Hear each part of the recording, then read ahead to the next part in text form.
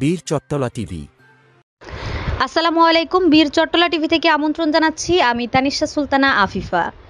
যার চলে যায় সেই বুঝে হাই বিচ্ছেদের কি যন্ত্রণা, অবুঝ শিশুর অবুঝ প্রশ্ন কি দিয়ে দিব সান্ত্বনা। এমনই এক হৃদয় বিদারক ঘটনার সাক্ষী এখন চট্টগ্রাম মেডিকেল কলেজ হাসপাতালের ডাক্তার ও নার্সরা। চট্টগ্রামের লোহাগাড়া উপজেলার চুন্তি জাঙ্গালিয়া এলাকায় সড়ক দুর্ঘটনায় নারী শিশুসহ 10 জন নিহত হয়েছে।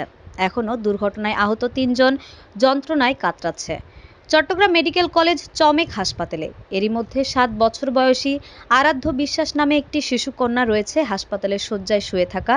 শিশুকন্যা জানিয়েছে তার নাম আরাধ্য বিশ্বাস, বাবার নাম দিলীপ বিশ্বাস আর মা সাধনা রানী বিশ্বাস। তবে এর বেশি কিছু বলতে পারছেন না। কিছুক্ষণ পরপর শিশুটি জ্ঞান হারাচ্ছে। শিশুটির পোশাক সহ কপালে লেগে আছে রক্তের দাগ। ভাগ্যক্রমে বেঁচে যাওয়া শিশুটি পিতা মাতা হারিয়ে নিঃস্ব হয়ে শুয়ে আছে হাসপাতালের বিছানায়। তার 2টি পা ভেঙে গেছে। ডাক্তার বলেছে তার চিকিৎসা চলছে, সুস্থ হতে সময় লাগবে। এদিকে দুর্ঘটনায় আহতদের দেখতে হাসপাতালে ছুটে যান মুক্তিযোদ্ধা বিষয়ক উপদেষ্টা ফারুকী আজম বীর বিক্রম। চট্টগ্রাম সিটি কর্পোরেশনের মেয়র ডাক্তার শাহাদাত হোসেন এ সময় আহতদের সর্বশেষ পরিস্থিতি তুলে ধরেন চট্টগ্রাম মেডিকেল কলেজ হাসপাতালের পরিচালক ব্রিগেডিয়ার জেনারেল তসলিম উদ্দিন। সাংবাদিকদের এক প্রশ্নের জবাবে ফারুকী আজম বীর বিক্রম বলেন, আহতদের পাশে সরকার আছে ও থাকবে।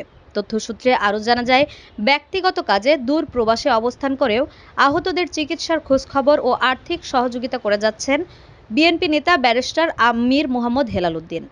খোঁজ নিয়ে জানা গেছে আহত শিশু আরাধ্য বিশ্বাস ঝিনাইদহের শৈলকুপা উপজেলার বোয়ালিয়া গ্রামের বাসিন্দা। দুর্ঘটনা কবলিত মাইক্রোবাসটিতে শিশুটির পিতা দিলীপ বিশ্বাস ও মা সাধনা রানী বিশ্বাস। আমাদের আরও আপডেট খবর পেতে চোখ রাখুন বীর চট্টলা টিভির পর্দায়। ফেসবুকে ফলো, ইউটিউবে সাবস্ক্রাইব করুন। বীর চট্টলা টিভি।